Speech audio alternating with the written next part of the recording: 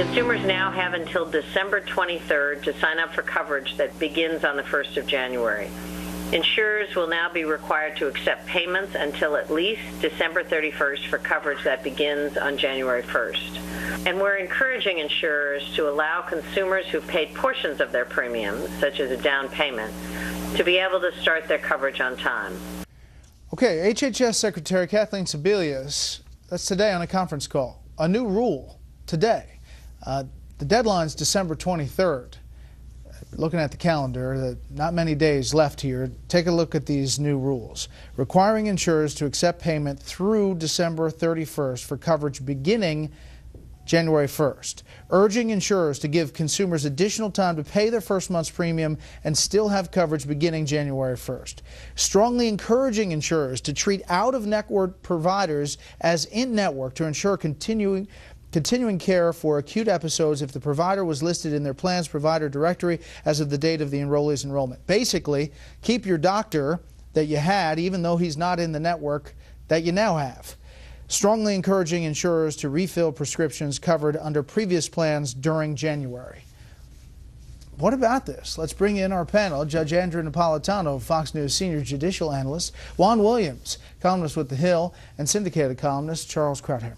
Judge, it seems like there's some goalpost moving here, and we don't know what the insurance companies are saying, but they can't be happy with all this. You know, our colleagues at Politico said that the president's one-liner that he repeated ad nauseum this year, if you like your insurance policy, you can keep it. If you like your PolitiFact, thank you, named that as the lie of the year. This nonsense tonight is got to be second to the lies of the president. She does not have the authority to change the rules at this date. She manifests an extraordinary misunderstanding of the marketplace if she thinks she can dupe people into believing that she can change the rules. She can't tell the insurance carriers what to do. She can't change the law. She can't have the IG, the Inspector General, investigate herself because he is free and independent of her. She's absolutely misleading everybody to try and lower the volume, because they still haven't gotten back the 5.6 million insurance policies that were canceled in the past month and a half. Juan, what does this all mean for the folks who are scrambling to try to get coverage as of January 1st? Good news. I mean, it's good news. You have more time to sign up to pay the premiums, and you are also being assured that your coverage will be in place on January 1st. So wait. They're asking insurers to please, they're urging, strongly encouraging insurers. Right. So they're not saying, they're not ensuring that the insurers No, will. They're giving people more of a chance. I mean, look, this is an evidence of a botched rollout in which they fear that people, literally hundreds of thousands of people potentially, could be without coverage or be without their medications come January 1st. So in order to deal with this problem, they become far more aggressive, far more hands-on, and try to smooth it out. And what they're doing is appealing to people who remain staunchly in their corner, Judge, the insurance companies. Insurance companies want this to work, and they are saying to the insurance companies, help us in this moment so that we don't suffer further political fallout from the problems that occurred earlier with Obamacare. You're exactly right. It's about the political element of this, the fallout. Look, last night I said that the administration, the Democrats are looking at a train wreck in January, and this is exactly a reaction to a deep understanding among Democrats. It is a train wreck, and it's a panic reaction. As the judge said, this is utterly lawless.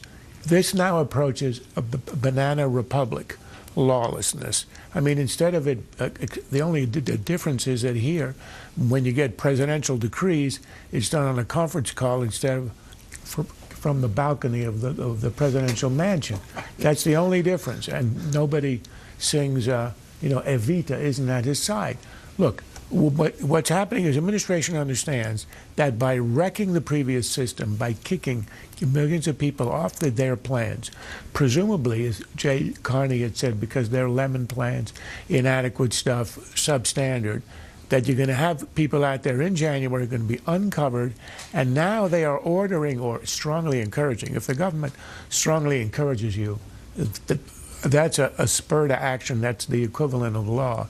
They're strongly encouraging insurers to actually pay the expenses of people who aren't insured, aren't enrolled, and to use the guidelines of the plans that were supposedly inadequate, supposedly substandard, supposedly lemon plans, and using it as a guideline as to what's going to be covered. I mean, can you imagine these doctors' offices that are out of the network of these people who are then going, the people are then going to those doctors and saying, well, the White House said that, you know, I can still be in your network. Well, this is why what she's doing is such a terrible injustice, because she's going to give people false hope. Her saying you can stay in the network is not going to keep you in the network, especially when you've already been kicked out because your policy in the network is below the Cadillac standard that the statute requires. Okay, listen to Ed Henry asking Jay Carney about Plan B here for January 1st. What is the Plan B to make sure that somebody really has insurance? Well, again, we're taking every step to ensure that this highest priority is acted on, that everyone who has enrolled is being reached out to, and that all of the 834 forms are accurate, both past and present. But if they're not? I'm not going to speculate, because we believe this issue is being addressed. All right, Juan, there has to be some kind of plan if this thing does hit the fan. And I don't mean to rhyme so much, but isn't there some sort of unraveling of things to hold people over if, in fact, people come to the point where there is just not coverage and they're not getting covered? Don't you think that the administration has some sort of plan to say, hey, we've got to cover these people who are uncovered? I think that what you're getting today is that plan. I mean, what you're getting. But this isn't a plan. They're asking insurers. No, believe me, the insurance companies are working with them. You haven't heard that the insurance companies are bucking the administration in any way on any of this. I mean, they had some difficulties early on in terms of the rollout and saying, you know, what about giving us more time in terms of setting rates for 2015, and they've gotten that additional time. That's their big concern, is the ratios that are eventually in the marketplace. This stuff right now is an effort to try to smooth out this transition. And I mean, the government's even doing stuff for people who have pre-existing plans, heart conditions, cancers, extending that program. They want to avoid a repeat of the kind of political damage that they suffered early on in this process. Right. And I think they're succeeding. I don't see that this is a reason to talk about Evita from the balcony. I mean, look, you can mock them. They screwed up, okay. But at some point, you have to give them credit for trying to fix it, to create what the rapper over here called Plan B, right? As you say, when you say smooth out, you make it sound like a wrinkle. This isn't a wrinkle. This is a train wreck. It's not a train wreck. Thousands of people showing up in January who have no idea if they are covered with that doctor, no idea if they are insured. The insurance companies aren't going to know if these guys are insured. And imagine what a doctor does. Somebody walks in off the street and says, I'm insured, waves a card or says he has something. They have no record at all. Imagine the chaos it's going to cause.